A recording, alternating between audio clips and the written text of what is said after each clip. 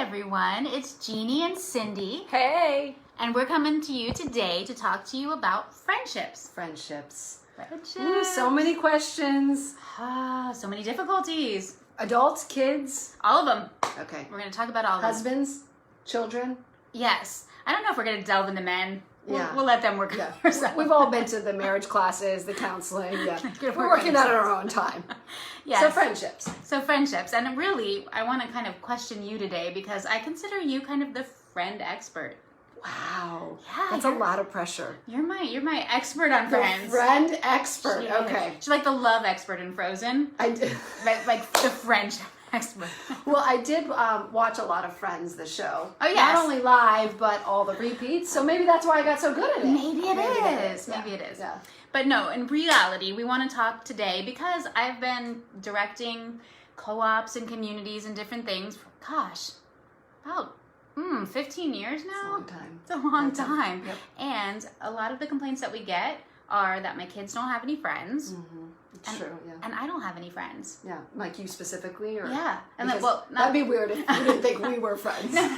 Yeah, not me specifically, Okay, but all right. moms. Yes. You know, moms are struggling to find friends, Yes. and I think what happens as we become older is we don't accept the change in how long it takes to take a friend. okay, So I think that we grow up and it's so easy. You know, we're in class together, we're together all day, you do activities together, and there's really so much time spent developing a friendship. So even though let's say your kid goes to the park and makes friends, and by the end of 2 hours at the park, they're like, Mom, this is my best friend. Does that happen? oh, absolutely. Okay, especially at the younger age. So when you think about that, but when's the last time you sat down with someone you just met 2 hours face to face and did everything with them, shared an experience together, tried new things together? I mean, a lot happened for them in that 2 hours. And that same 2 hours of uninterrupted, sharing experience in a mom world might take a year. So some of it, I think, is we don't give it the time. Wow. As moms, I think a lot of it is we don't have the time, but I don't think we don't like a nice wine. I don't think we let it breathe.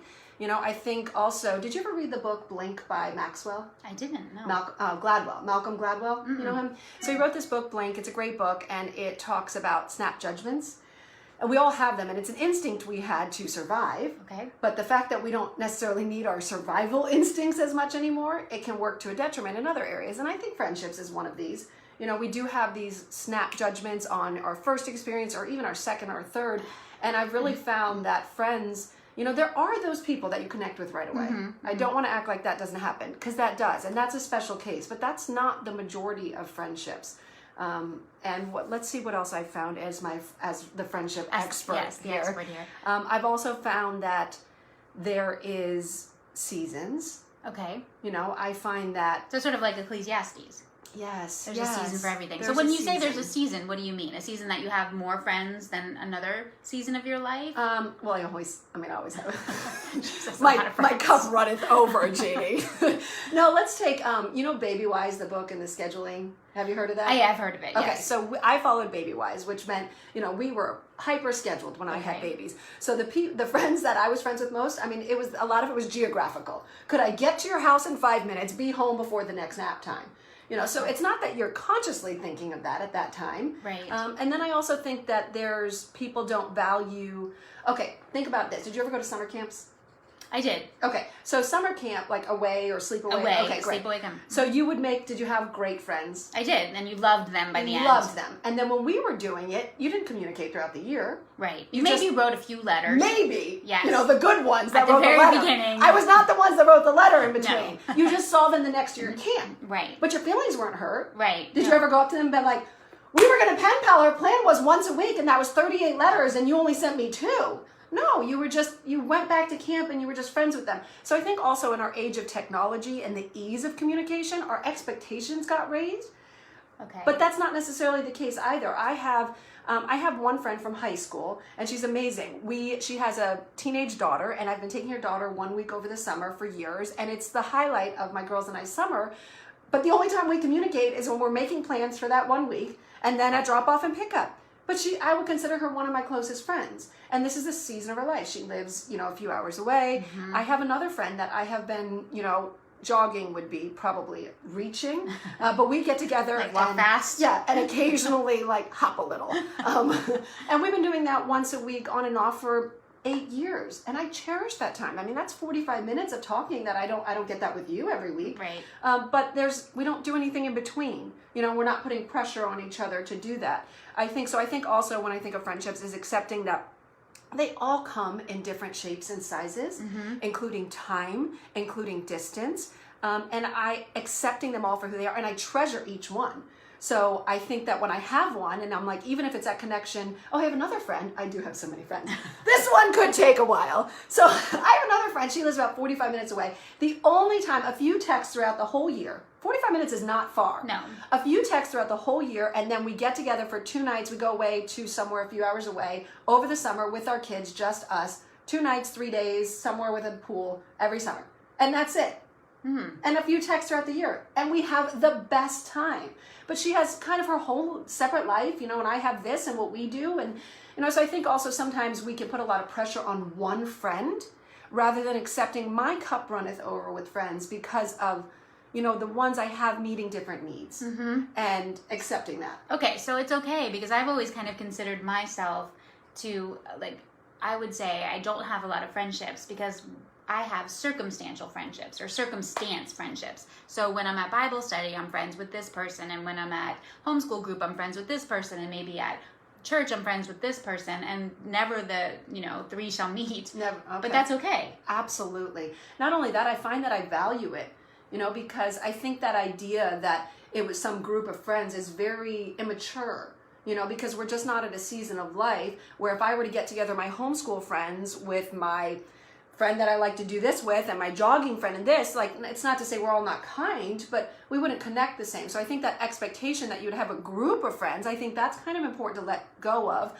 Now, I do think really the only group of friends I have, I would say, is with our homeschool community, you know, and then even that over the summer when we break, I mean, maybe I see a couple, but I mean, that's kind of, that season is about 9-10 months a year. Right. And then in the summer, I'm meeting that one friend, you know, and I'm doing other things. So I think too, yes, that's okay. You know, a group of friends doesn't necessarily come easily at this age. So I do think that you have to not only accept, but embrace the ones that God brings into your life when he does. And it's so it's okay. Have you ever had a friendship that maybe ran its course?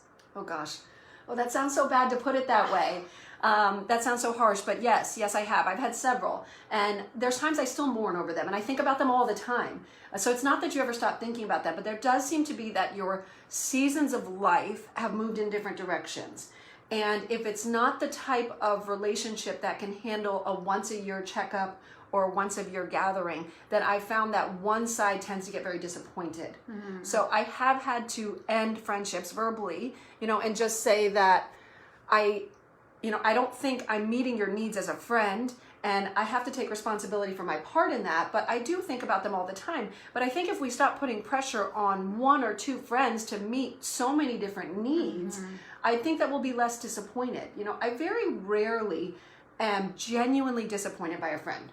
And I would think that's kind of common, that people feel disappointed by a friendship, right? Right. It's common that they feel disappointed? Yeah, I think that they feel that. And I think that one of the tricks that gives me the ability to have so many friendships is that I very rarely do I feel disappointed or let down. Wow. You know? And I don't even want to say I've lowered my expectations on the person, but I lower my expectations on the relationship. Okay. And it almost naturally then organically seems to blossom in however it's going to blossom. Okay. You know, when you do that. So if you've asked, let's say, if you want a movie friend, Jeannie will not be my movie friend. I'll be our movie friend. Tell them why. Okay, so I like movies with a happy ending because I just feel like the world is sad Because that's enough. real. Yeah, because that's happy endings are real. Because the world's sad enough. Why not leave the movie theater feeling happy? And Cindy likes an ending where it's just misery and death. If we didn't cry and sob throughout the movie, then I think we wasted our time and money. Yeah. So we tried this. We tried to go to movies together. We gave it a good go. We did. Let's go to the 5 or superhero 6. movie. Yeah, I'd never seen any Are they Marvels? They're Marvel. Okay, so I'd never seen any of those, and I was like, I'm going to give this friendship a chance. So we did a couple of those, and then was it you that took me to the Mother Teresa movie? I did. Which that was pretty good. I mean, was good. But she also likes to learn. So then it's like this movie where you're like focused and you're learning. I took you to a couple that I sobbed, and I saw Gifted. And actually, do you remember that one? Because it was about the little girl who was really smart and she was torn out of her family. I actually, in the movie theater, Googled the ending just to make sure that I was going to be able to handle it. Oh. And then like during the movie. And then I just cried through it. I'm sobbing. And then I had to know, is it going to end happy? Or I think she was going to walk out. So I think an important lesson to learn in our ability to not watch movies together is that that's okay. So we're not compatible moviegoers. Maybe I'm not compatible with anyone. When I was young, I used to go to movies by myself once I got a car. And maybe that's why. Maybe that's maybe no. maybe that's it. No one would tell me, but now I'm realizing I was like the junior and senior high school seeing movies in the movie theater alone. It's all coming together now. Well, this brings up a good point, though, because I think this was you that actually explained this to me. And when you did it, it was like eye-opening. Because before, and I want to say, you know, I've been very mature through my 20s and 30s. Haven't we all? 40s. No bad choices. No bad choices. But one of the things that I understood after talking to her was it's not about what you're doing together. It's about being together. Yes. So explain that a little more. Okay, great. I have phrases that say that it's not about what you're doing, it's about who you're with. And in the beginning of a friendship, which like I said, when you're young might be a week or an hour, at our age, I want to say the beginning of a friendship is really 12 to 24 months. Yeah. I want to say we were probably acquaintances for a good 12 months. Yeah, so I'd say the beginning of your friendship is 1 to 2 years. And I don't care if you're seeing each other once a week at church, once a week at a Bible study, once a week at co-op. If you haven't put 2 years in, you're still in that, let's call it that beginning stage. And at that time, it's very important to put the time in. So if you, in that time, if you called and said to me, Cindy, do you want to go see the Mother Teresa movie again? They're replaying it. Do you want to go see some superhero movie? That's when I'm more likely to say, you know what, I like this person, I feel a connection, yes, let's go. And then as the friendship matures, that's when you can be more open and honest. And it's not that you can't be, it's not that I couldn't have told you no in the beginning, but you're still learning each other. Right. You're still learning, what do we enjoy doing together? You know, and I think that if you're not exploring different things on both sides, you know, then you're not giving it a chance and it may not ever be completely fertilized. So yes, I always say it's not, you know, it's not if someone's like, hey, let's go bowling. And you're like, if I called you to like go bowling, you'd be like, I would never go bowling. Okay, well, I'm not going to have my feelings hurt, but that we just missed that opportunity to connect. Right. So my advice in the first couple years of an adult friendship of someone is show up. Yeah. Just show up. Give them some time to get to know them. Yes. You almost can, this sounds bad, but you can almost give your friend less time the deeper the friendship is. Oh, it's absolutely true. Yes. I mean, aren't there a few friends that, like you said before, I think, that you get together maybe once a year? Yes. And the conversation just picks up right where it left off. It's great. And it's so special, especially in this time, to not know everything about what happened to a person in a year. Yeah. You know, I mean, that's almost fun. My friend that we meet for that 1 weekend a year, it sounds like a Brokeback Mountain scenario. But my friend that we meet for that 1 weekend, which is nothing like that. Kids are there, everything. But it's almost another fun. movie I've never seen, by the way. I don't think it ends happy. And then I also find that you share with those even more. Because there's some safety in that they're not in your everyday circle. Right. You know, so I mean, I feel like with that friend, I know some deep, intimate things about her and vice versa. Another thing is the skill of small talk. So I find... I do not have that skill. No, Jeannie does not. Her version of small talk is maybe a smile. It's a half smile. You're not sure if I'm smiling or not. Yeah. I always say Jeannie's that woman that once you accept she doesn't like you, you are now free to be her friend. Because it's not necessarily true, but you will wonder that your entire friendship with Jeannie. As long as we've been friends, there's still times I'm like, well, I don't think she likes me. But I'm like, she keeps showing up, so we'll just keep going on. So, and know that, you know, Jeannie's personality style is introverted. So when you're making a friend, as you can tell, I'm extremely extroverted. But that doesn't mean you don't click. I feel like we click very well. But then for both sides, you have to accept about the person. You have to practice not getting your feelings hurt. I find that to be the most important thing, and controlling your thoughts. So if your thoughts are going to, my feelings are going to be hurt, almost be like, no. You know, rest in the relationship. Right. Well, you brought up small talk. So that's one of the things when you said that. So I am just not a good small talker. I'm much more like, just tell me exactly what you're thinking and I'll tell you exactly what I'm thinking. Which is just what never happens when you first meet people. And it doesn't. And so that's why I never get really past that small talk phase. Yes. And unless there's somebody that's super extroverted that's willing to like kind of dive in there with me. So what's important about small talk? Why do we need to do this? Okay, first I would encourage everyone that small talk really is just a skill that can be worked on. There's books you can learn read. it. Yes. There's a book called Power Questions you can read. There's books you can read to practice your small talk. And really, I mean, I think I would have been okay at it anyways, being an extrovert, but I spent 10 years in the restaurant business waiting tables. And what you're doing is repeating the same 2-minute small talk every time you go to a table. Wow. And I can tell you never were in the restaurant business. I was never in the restaurant business. Because there's something about someone that's been in the restaurant business that has mastered that very beginning small talk. But I only say that to say you're not behind, you just have to practice that. Okay. And there's just questions. It's just asking questions in the beginning because there's not the relationship there. So you really have to ask questions, which also means I find some people when you're doing that, they do not answer questions. And it's very awkward to have a conversation with someone that when you ask them a question, they give a one-word answer. So if you do not want to be with the friends with the person trying to talk to you, give one-word answers. Okay. If you would like to see where this friendship may go, answer the question and then ask one back. I would say it's like bouncing a ball. Make sure that at sometimes they have the ball and sometimes you have the ball. And that's just a skill. And again, all of that kind of goes away once there's that relationship. I would say if you can tell who I'm closest with in a room, because I'm probably barely talking to them, because I've spent time. Very true. I've spent time outside talking to them and catching up. So I would say that work on your skill of small talk. Read a book, practice when you're out in public. The greatest place to practice small talk? The cashiers. Ah. Yes, bank tellers, anywhere you go, because it's about a 2-minute interaction, Right. And just see what you can drum up. See if you can find out where they went to Do college. you start with sort of how are you doing? I look for something interesting. Okay. So I look for maybe something, their name, if their right. name tag. Okay, so if their name is really, let's say their name is like stupendous, I'd be like, wow, what a cool name, unique name. What's the story with how your mom named it? I mean, everyone has something interesting. Actually, everyone has multiple interesting things about them. And I am fascinated by people, and that helps. But so look for something interesting and go with that. Maybe right now you're desperate to get your eyebrows waxed because your poor eyebrow wax lady can't get to work.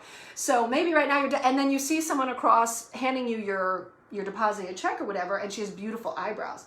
First of all, I will run someone down and harass them if they have beautiful eyebrows to figure out where they go. Oh yeah, me too. Oh my gosh, because mine go up one way and sideways, and it's so bad. So let's say they have amazing eyebrows. You might say, oh my gosh, killer eyebrows, where do you go? So find something interesting about them. But that's a great place to practice. So all you introverts who aren't good at small talk, practice on the cashiers. Okay. And typically they're talkative. Right, they're good at it because that's what they're doing all day. Right. So they're going to help you. They're going to help carry it. I'm going to do it. Okay. Okay, so what now? So maybe there's some times in my life that I really wanted friends and I felt like I don't have any friends and maybe I felt alone, but at the same time, I don't know, that I didn't have the time to give to them. Is that really a thing? That's totally a thing, and definitely a misunderstanding about friendships is how much time they take. And if you don't make that connection and you don't have the time in your life to give, you'll feel lonely rather than just enjoying the season you're in. When my husband and I moved home from college together back to where I'm from, I didn't have a lot of time. We were working all the time. We were passing ships in the night, and I feel like for 2 or 3 years, we didn't really have any friends. You're at that kind of awkward age also where you're like post-college, but not like... You don't have kids yet, maybe? Yes, exactly. So People that's also... kids. Yeah, it's kind of an awkward time there. But it didn't bother me, right? So I think that if you let your mind get too lonely in a time where it's not possible, then you start to think, am I not good at it? Does someone not want to be my friend? Rather than be like, this is just the season I'm in right now. Right. So I think that. So let's talk about kids. Yeah. Because this is something that no matter how good or bad we are at it, we can help them with it. Mm-hmm. So some of the mistakes I see people make with helping their children develop friendships is one of them is they don't push them enough to try new situations. Yeah. Because making friends is scary, okay? And yes, it's scary to adults, right? It is. So it's scary to adults. So imagine how it is to a kid, especially once they're at that after 5 or 6, where it's just like, oh my gosh, you have curly hair. Can we move in together and buy a fairy castle? Parents don't push them enough because you have to encourage them to get past that awkwardness. Maybe make the connection. Maybe make the effort with that parent for a play date, on your child's behalf. So I think that That's one thing. You can push your children a little more than you think. Be strategic about, maybe where they're sitting somewhere. If they're always with their siblings, like homeschoolers tend to be, switch it up a little bit. Okay. It helps them practice small talk too. Yeah, makes a lot of sense. So I think that with our friends we can do that. I think also that our children need repeated exposure to not only new people to be friends with, but the same ones. Because, right, we're talking about those are different friendships. So repeated exposure to opportunities, whether you're signing them up for a new theater class every once in a while or a new this, where they're in a group where they are never met these children. But then don't forget the value of, let's call it a lifelong friend. I'm not crazy about that term because that puts a lot of pressure, right, on a friendship. Right. But let's call it lifelong and 10 years. I think that you want to give them that skill too because, even our daughters, that have been friends for years, we have 2 that are the same age, now they'll argue every once in a while. But it takes years. I'm talking past toddler stage. It takes years to get there in your friendship. Where you're okay arguing. Yes. And I don't know if you remember, especially as a child or a adolescent, really having arguments with friends. Especially in middle and school? high school? Oh, for sure. For sure. Oh, yeah. And I think we don't train ourselves to think that that's okay, right? We have certainly, there's not anyone watching that has not accepted your children fighting with one another. Right, your siblings. They're right. fighting with their siblings. My gosh, we all that just gets in our head and drives us crazy. But we haven't accepted that that's okay with their friends too. Right. And sometimes we're quick to want to save them and been like, oh, well, they're fighting, so maybe they're not going to be great friends. Well, I have a question for you. Okay, so again, having led homeschool communities and some of the things that I hear, I think that maybe moms sort of idolize the friends that they want their children to have. Oh my gosh, my mom totally did that to me. Did she? There was one girl that was way smarter than me and way more, I don't know, way more everything. And my mom wanted this girl to be, I spent the night at her house so many times. I was not allowed to spend the night at anyone's house ever, but this girl I could. And it still never happened. Well, what about in the opposite? Was there ever a friend that your mom was like, oh, well, maybe she's not the most perfect person for you? I'm pretty sure I was that friend. You were that friend for the other moms. Yeah, I'm pretty sure the moms were like, no, do you want to hang out with someone else other than Cindy? I'm pretty sure. No, I actually remember vividly conversations of mothers saying that where they don't think you're listening. So yes, I think that our children will naturally gravitate to people, and don't be too quick to jump in. What if you think that some specific friend, and for a lot of homeschoolers, it's something very small, and I hate to say that, but what if we think that, maybe they read a book that we don't allow our children to read.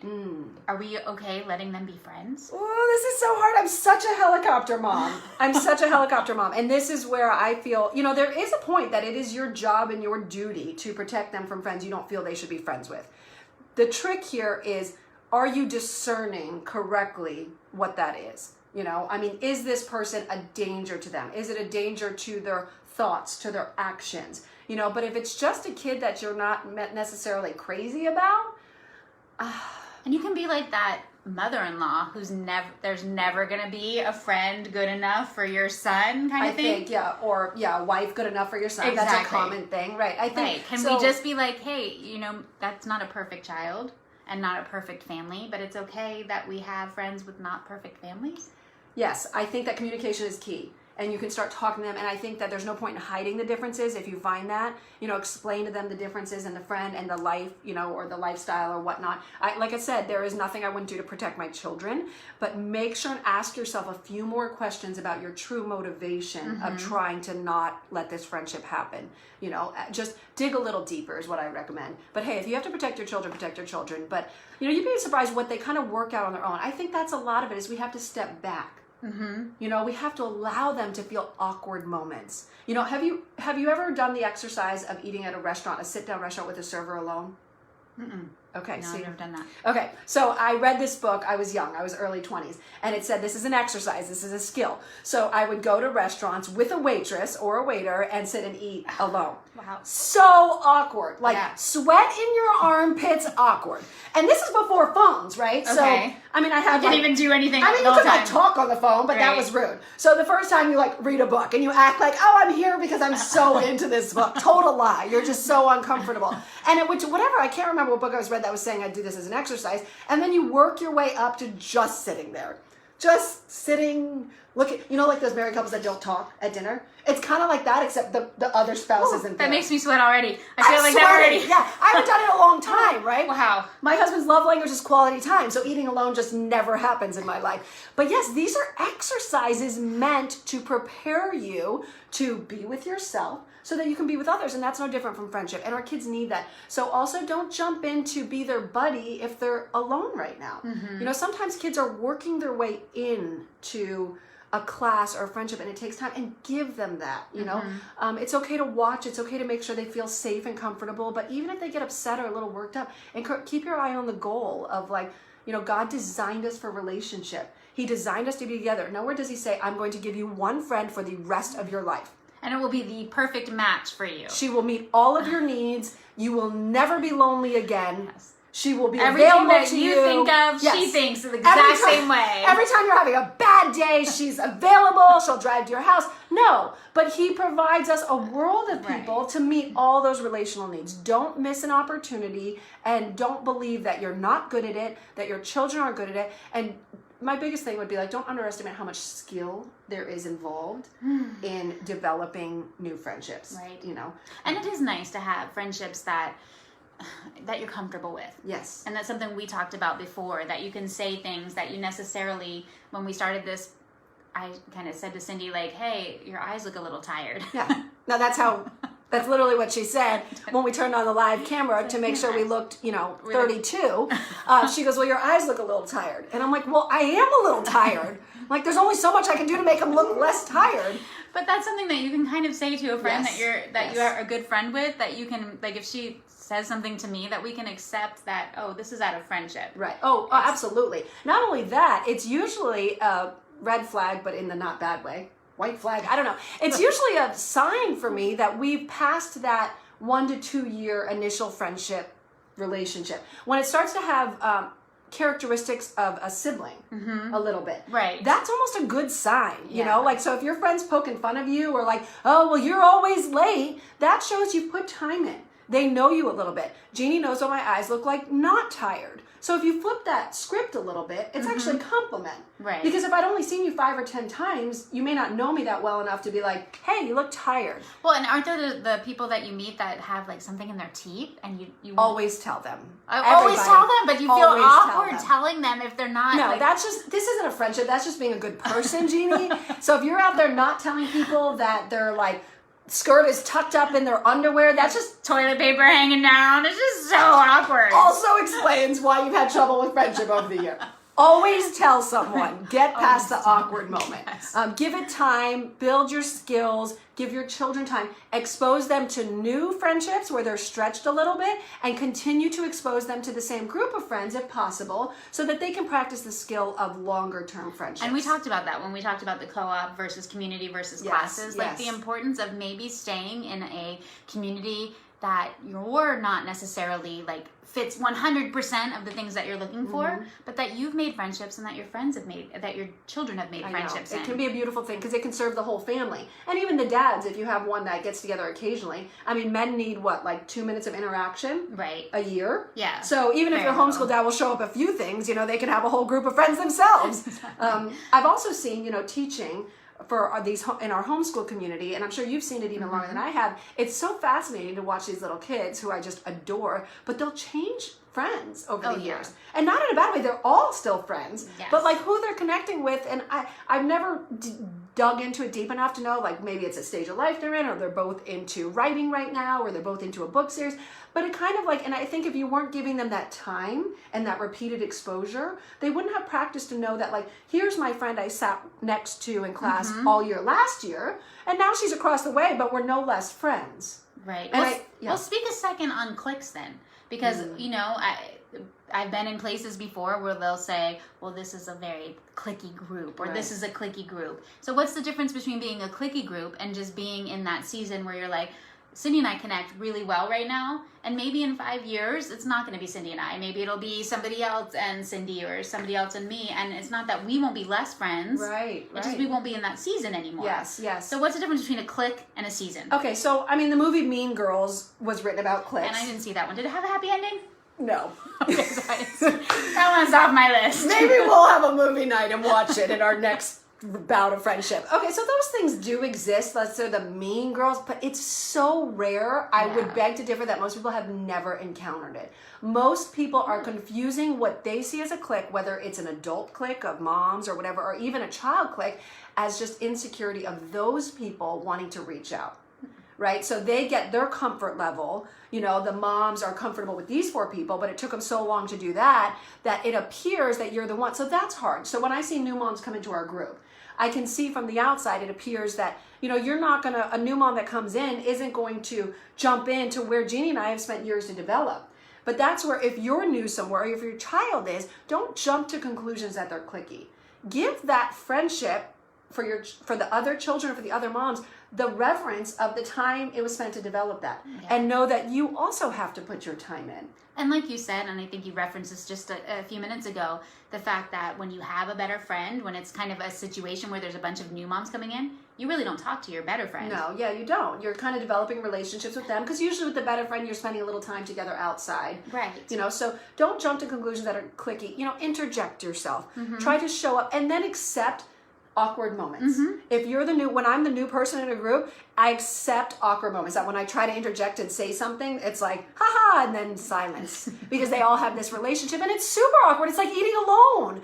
But I choose, and this is a choice, to not take it personally, and to not punish someone else for the time they've spent developing a relationship. And we can't do that to our children either. So if you're joining a community or joining a group for the first time, you can't say to them, well, that kid was being mean to me, Mom. They didn't talk to me all day. Okay, Jeannie didn't talk to me for 3 years. I saw her every Sunday at church. Didn't talk to me. You know, imagine if I didn't put my time in. I didn't talk to anybody. That's true. But it was specifically me as well.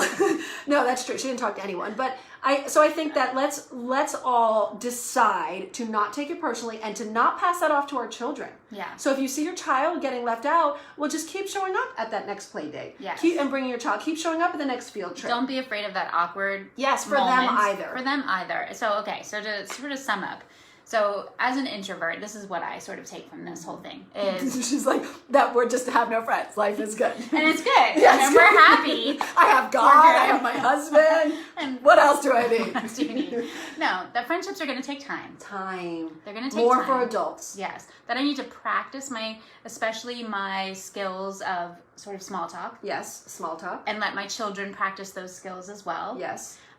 To not be afraid of like the awkwardness of a new group. Sit in it. I say, sit in the awkwardness of being at a group at a table where no one says anything to you, and because it's not personal. And then I think in the other growing point for me is to say that if I'm in a group of women, a lot of women that I don't know, and maybe one that I know, it's not to try to spend my whole time with the one I know. Right. Yes. And to go out there and make the other people that are new feel welcome. Yes. I think if we all kind of practice that, yes, there wouldn't be so much awkwardness and misunderstanding. Yes. So I think when I get the reputation of being a friendship expert, and really, like, I've had that my whole life, Jeannie. I've been, well liked, well received. It's been tough. Just charming. Charming. There's a lot of Magnetic. naturalness, but I think when people see me, and I've had women in my life who have tried to be my friend and then gotten their feelings hurt because they tried to be my friend that it would take 5 years to be. Right. Rather than try to be what a friend in the first year or two as adult looks like. And the good news about helping your children and expose them to situations like this where they're feeling the awkwardness in this is I'm almost positive this was done for me. My mom was a flight attendant back in the day where you would put in newspapers. So I'm almost positive this was done for me, and I don't really remember it at a young age. So I'm extrovert. That you can't take away from me. But all of those skills, I don't remember them. I don't remember awkward moments in elementary school. So I believe I was trained, and now it just comes naturally to me. So whatever might seem like, oh my gosh, but she's so upset and she wasn't invited to that birthday party, let him or her like sit in it and keep getting them through and keep showing up. And it's not to say it's not okay to make a change, but really, like I said, ask yourself a couple more questions before you make that decision. And whatever heartache they're feeling now, you're going to help them with a skill that they'll really value in their adulthood. Absolutely. I think the skill of small talk is a huge skill. Yes, and there's books you can read on how to small talk and, watch some videos. Like, just practice it like you would if you want to learn how to play the violin. That'd be great. So maybe in the comments you can type in a couple books that we can... Yeah, that would be awesome. I would totally do that. All right. Well, thank you, Friendship Expert. We've appreciated hearing everything you've had to say, and I hope that you guys appreciated it too. We love you guys. Bye.